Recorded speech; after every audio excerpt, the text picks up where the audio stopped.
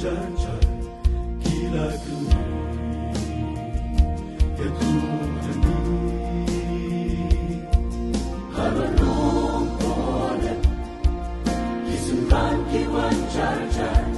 kilagumi ya Tuhan kapag nojing wancang me kabaway nojang kapatay para sembah ang mo abalay Jisu ulaya to aki sumar ang pamsyuko yaki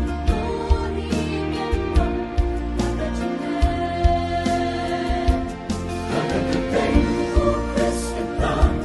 yaki brilban bin bakla